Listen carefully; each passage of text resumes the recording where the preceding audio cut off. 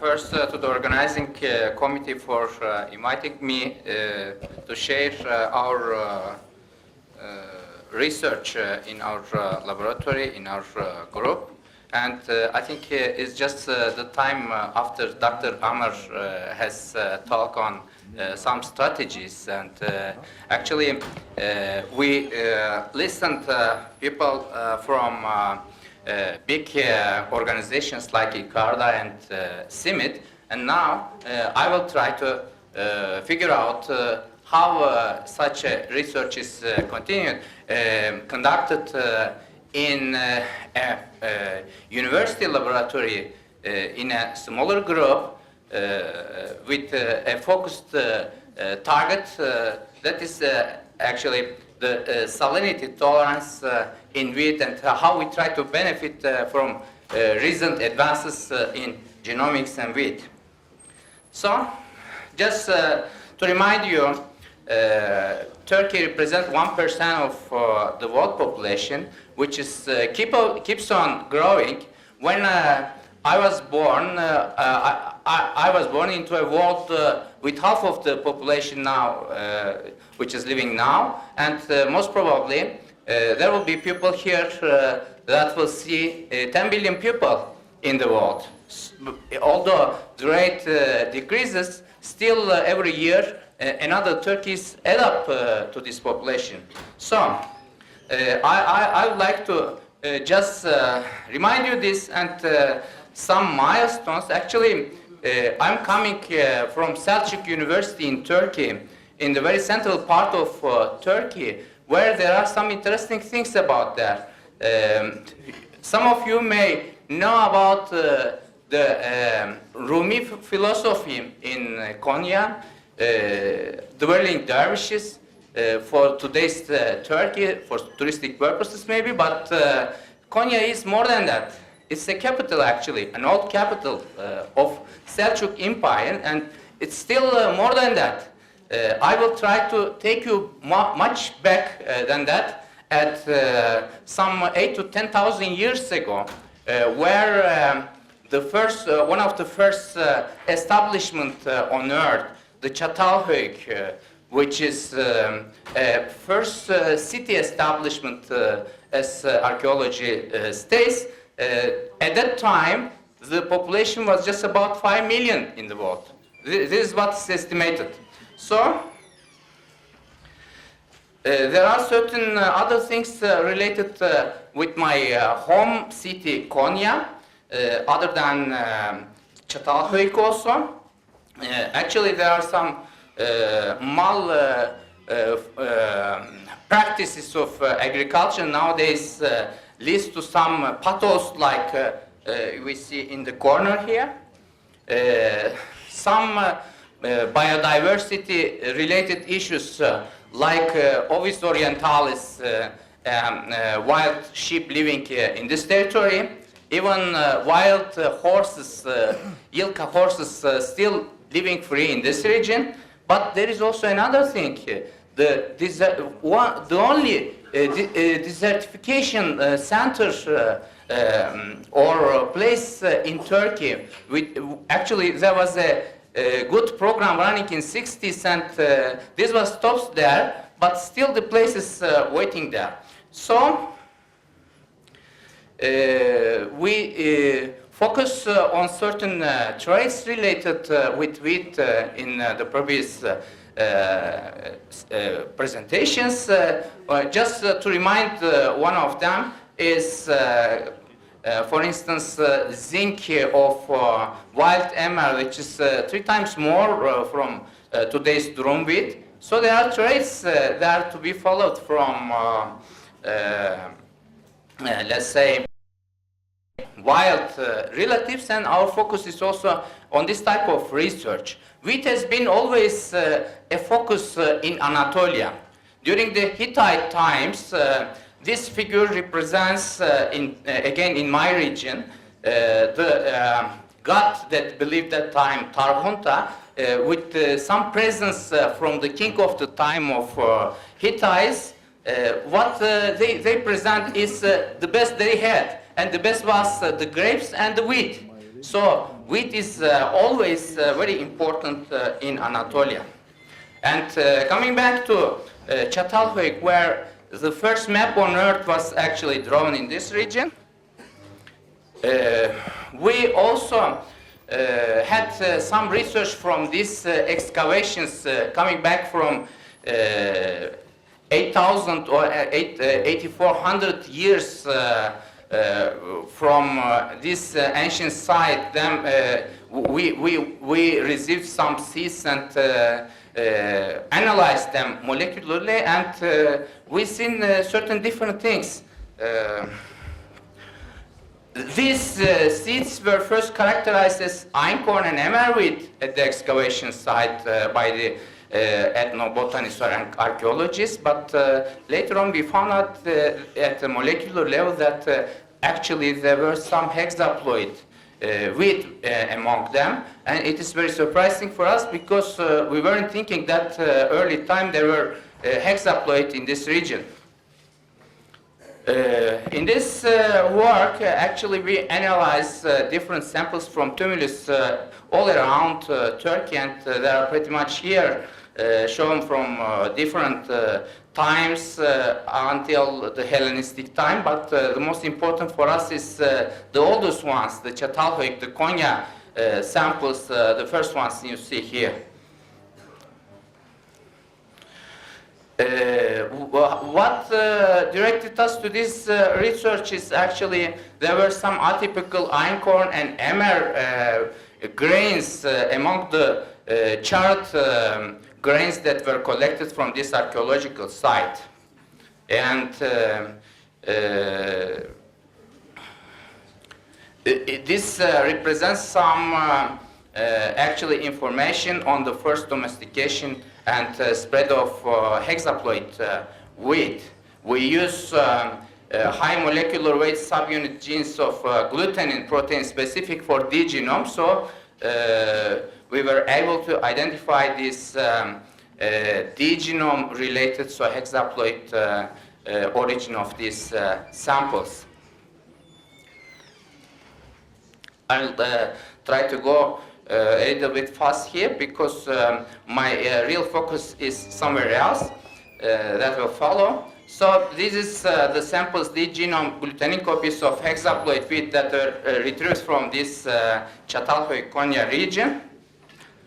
And actually when we see, we analyze further, we have seen that A genome alleles of these samples were also similar to naked wigs, and it is showing more support actually for the hexaploid origin. Other things we've seen from this analysis were related with B genome locus. Wild emmer was closer to cultivated emmer and bred wheat compared with the ancient wheat of that time.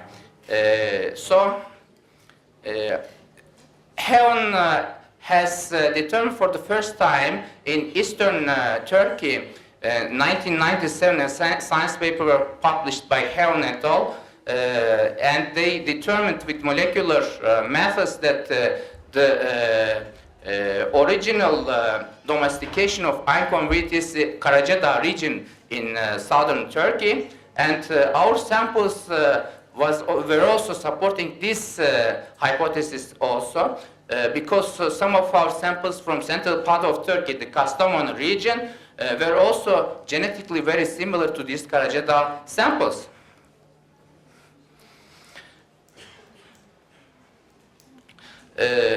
Again, Triticum urartu A genome were clustered with polyploid wheats instead of Monococcum emboticum. Another supportive data for this urartu A genome progenitor. And as a whole, being a center of wheat domestication, the crucial value of Turkey needs to be further investigated. This is what we retrieved from this part of this research, and I just wanted to take you back to this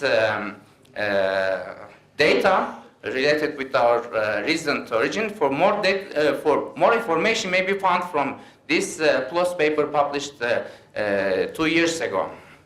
Okay, coming back to today's world with global land area of 12.9 billion hectares, 37% of which is allocated to agriculture. This is to support today's 7.7 billion people. And although researchers have already talked about great successes of the previous research and green revolution, but on what extent? Today we face different problems. For instance, the annual loss of soil is estimated at 24 billion tons, and it's a huge amount of loss. When we consider early 1990s, per capita agricultural land at that time was around 0.33 hectare per person, and it was expected to go down to 0.2 by 2025. But what is the situation, real situation? Let's come here 10 years early. It is already below that rate, okay? So, agricultural land of the world, and Turkey and Algeria in between the world. But our focus in cereals, land under cereal production keeps on increasing. And also the cereal production in metric tons is also increasing. But how about individual producing countries? I checked Algeria, for instance, very huge amount of fluctuations. This is not any better Turkish conditions. Recently we have different problems with the production. Big producer Russia, this is also not straightforward. Other countries behave in a way, similar way. So, why we focus on this research? Because we are in Central Anatolia, and Konya is Central Anatolia is considered to be the cereal storehouse of Turkey. That's why wheat in our region is very important, and we have certain problems. Salinity is among the most important abiotic stresses. Another one, just to remind you, is boron toxicity, a common problem in arid, semi-arid regions. And we lose every day thousands of hectares of land to salinity alone. And the situation is like this. We need more food from lesser agricultural land from more adverse conditions in the near future. Obviously, we have certain strategies to deal with it, like reclamation as management of saline soil, leaching, application of soluble amanic agents, or plantation of suitable plants in suitable time. Our research group focus is actually on the development of salt-tolerant crops and varieties as a supportive strategy. In such a salinity-tolerant wheat variety, what we need is, and it should be, an excellent sodium-excluding variety. It has to be high potassium uptake and low chlorine uptake, low sodium to potassium ratio, and general good initial plant vigor, and enhanced, of course, agronomic characteristics like yield and seed quality. This all needs to be met for a salt-tolerant cultivar that we need, because salt in solution leads to water stress, mineral toxicity, stress is generated, and mineral nutrition of the plant is disturbed. So, where we will look for this trace? As we have seen good examples from Icarda, CIMIT, there are good collections, but it is not very easy all the time. There are also some disturbances there. And we have some experience. We don't all the time get the best possible genotypes from there. Instead, maybe nature protects some traits much better. So we focus our research on varieties or ignored landers still under cultivation somewhere.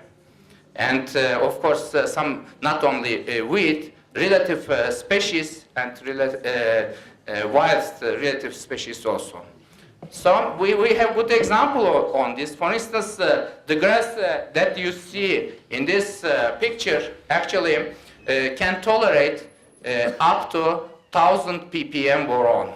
So considering wheat, which is only possible to tolerate maybe 5 ppm, this is an enormous trait. So we can use such relatives to decipher the mechanism and to transfer knowledge to more common crops like wheat. Considering we are now in the omics time, we need to use this marker-assisted selection for modern variety development, but we never forgot collaborating with conventional breeders on the path to new variety. Actually, not only conventional breeders, it is more complicated. We need to collaborate with physiologists, seed quality analysis people as well. And this is not all the time one path way to the stress physiologist, but we go back and forth so that we meet the requirements of such a program. Anyway, in the last decades, serial genomics using molecular markers, high throughput sequencing, and functional genomics extensively use these improvements for stress-related issues. And when we talk on salt tolerance mechanism, the crop plants either try to avoid the stress or employ certain mechanisms to overcome the salt damage. Like has higher seedling vigor, minimize the initial entry of the salt from the root, or plant level transport of salt and its intracellular compartmentation. Related with wheat and relatives of wheat, salt tolerance is usually associated with low rates of transport of sodium to shoots and high selectivity for potassium over sodium. And the genome actually has a trait, a locus, single locus, KNA locus on long arm of chromosome 4D, and it's working. That's why the bread wheat is more tolerant than durum wheat, which lacks this D genome. Our research focus on 2A and 5AL genes NAX1 and NAX2 genes in sequence, which were actually derived from progenitor Triticum monococcum, and used to transfer them to durum and bread wheat in Cairo, Australia. A group of Moon has done this research, and we also obtained these lines from Cairo. So our focus is to transfer these traits to our local popular Anatolian wheat varieties.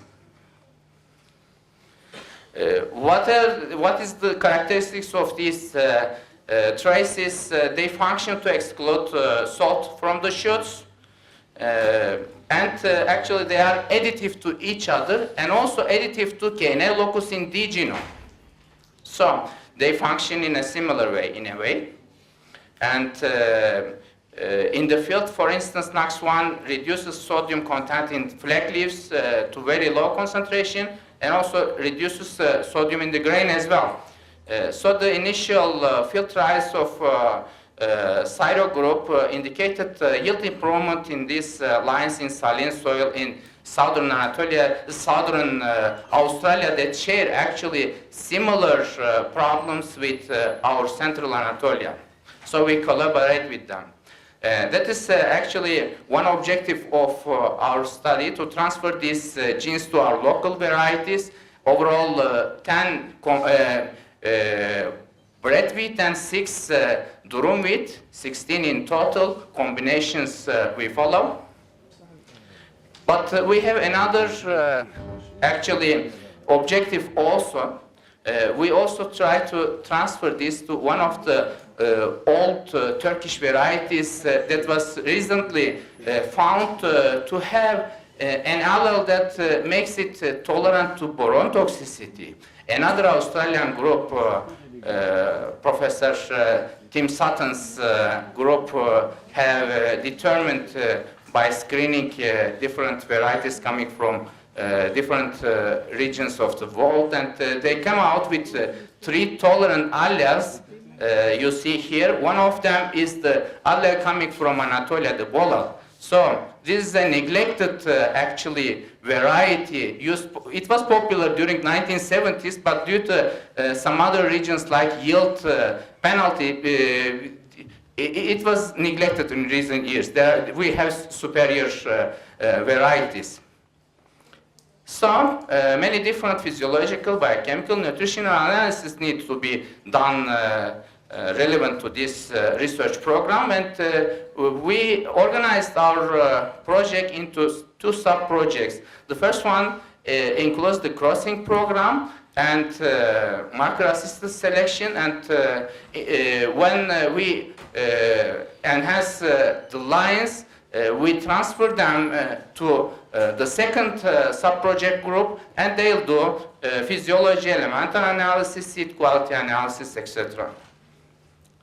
So, in our university, in our research group, we focus on classical breeding part, marker-assisted, and physiology and elemental analysis, but food engineers and another group, a company actually, a floor company, which conducts also some research in their own laboratories, has taken part to this quality analysis of developed material. And this is the program we follow. In Konya conditions, both field and greenhouse were used actually in sequence mainly during the summertime the field and winter time the greenhouse. And when we come to the Becros 3 level and Becros 4 level, what we do is some physiological and quality analysis with this material. And here we see some hydroponic screening of durum and bread wheat during the early phase of the project. Actually, at this time we were just to determine which genotypes or varieties of Turkish varieties to be used in the crossing program, and optimized also the molecular screening part, which was somehow straightforward for the Australian colleagues, but in our situation the case was a little bit different and difficult, because as you can see, the star ones, the red ones, one is resistant, the other one is susceptible. So we cannot discriminate them simply by looking on an agarose gel. We need more sophisticated instrumentation for that. So we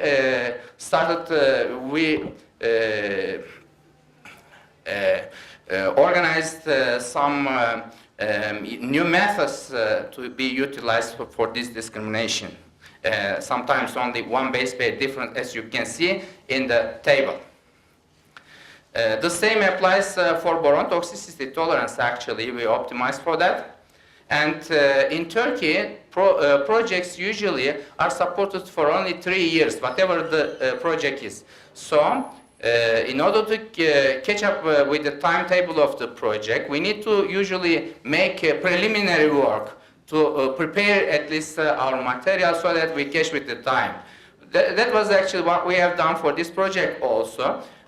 We have amplified seeds, we have obtained them, it has some procedures for that, and we made the F1s ready before we officially start the project. Here is the F1s that we got before starting the project, which officially started in October 2015. And these are the hybrid seeds we obtained from every combination, enough seeds. And actually, Konya conditions is a little bit difficult for such research. Having 2 generations in a year, because winter is pretty harsh, and so we needed to also optimize our greenhouse conditions for this purpose. Another obstacle was flowering time differences of exotic material. Our own material is winter type. And under these conditions, we started our process. I will just show in sequence. Backwards one here. And DNA isolation screening started with these analyzers using capillary electrophoresis systems.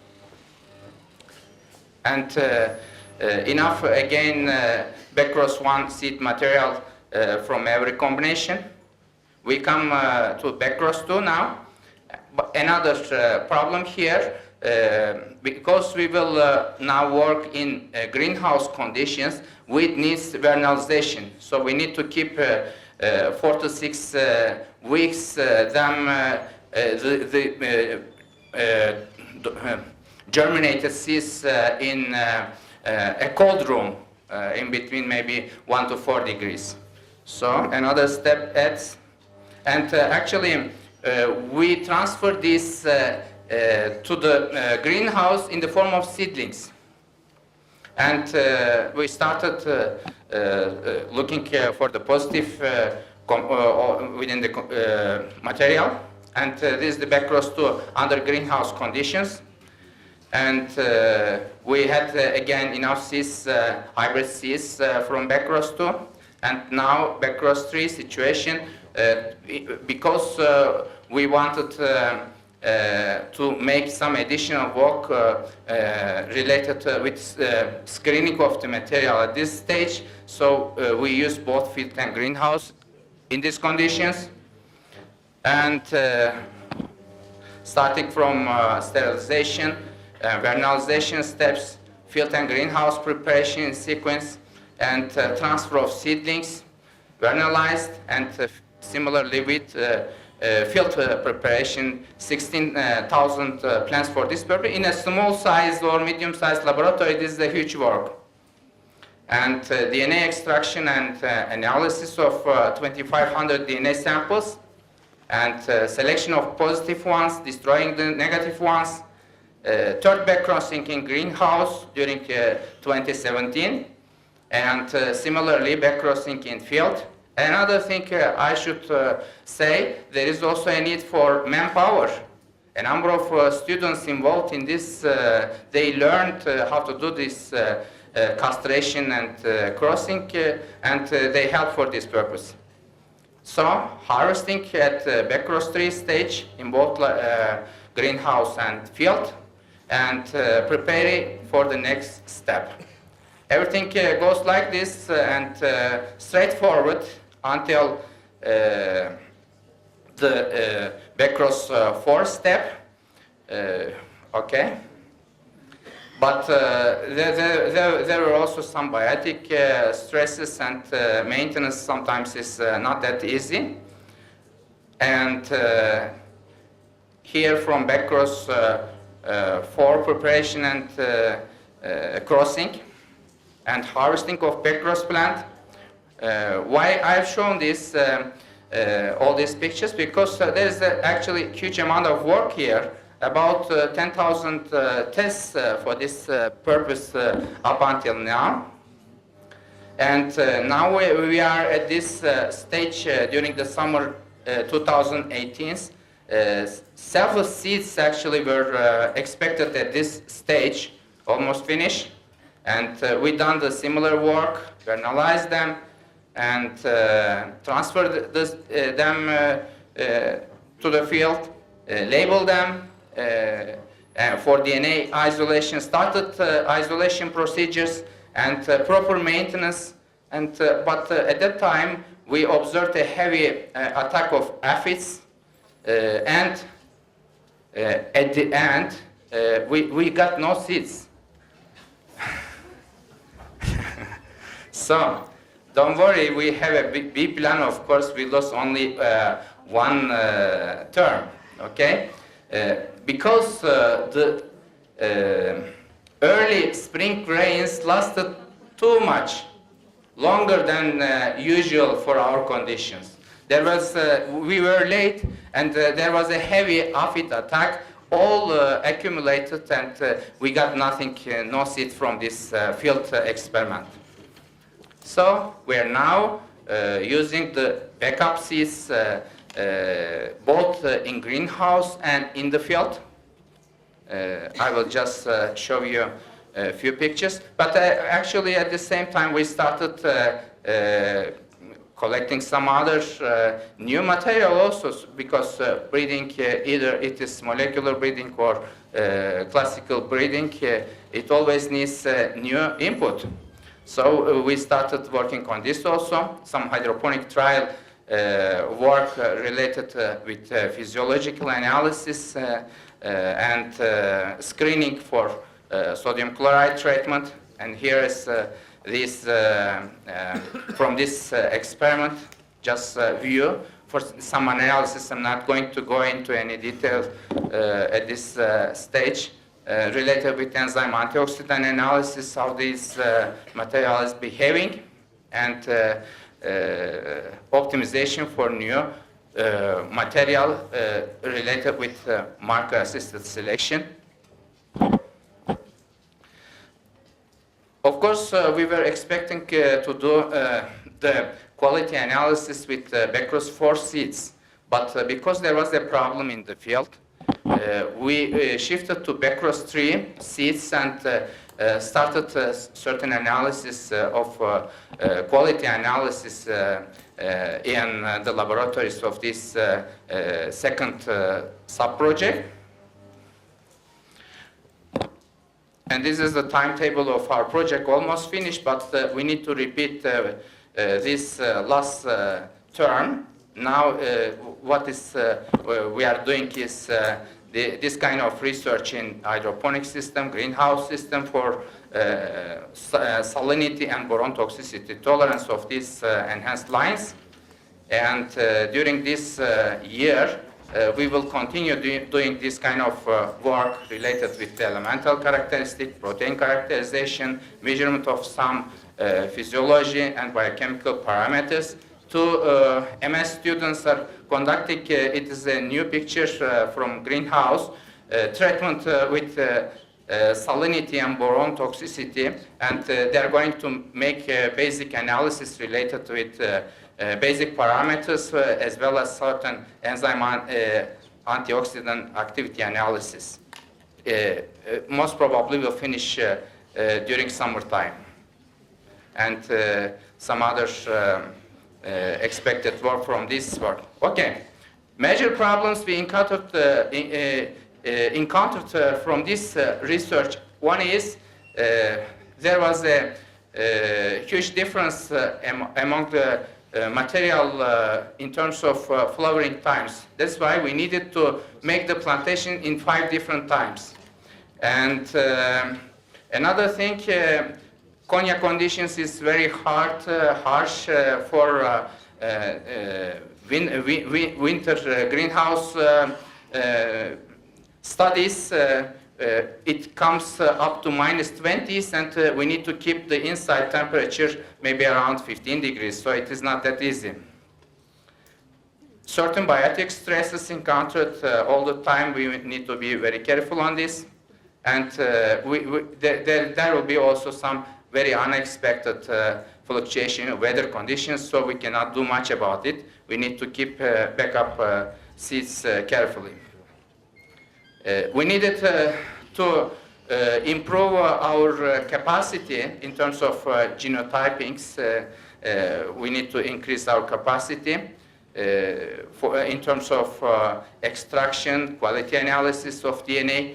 This is the new instrumentation we followed, because there were around 3,200 plants per generation. It means 6,000 samples, 7 generations, twice a year in Konya conditions. This all needs to be within a strategy as previously described carefully. We have to be following a strict program on this. For some more information, you may have a look if you desire to some of our reports from our website of this project. This project is organized into two sub-projects. The main project, our breeder and advisor of the project, Professor, second picture, Ahmet Tankoç. And there is another breeder, and the middle part up there are some student fellows, and in the second project led by our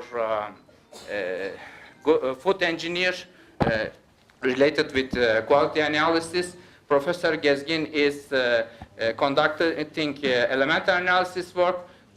Dr.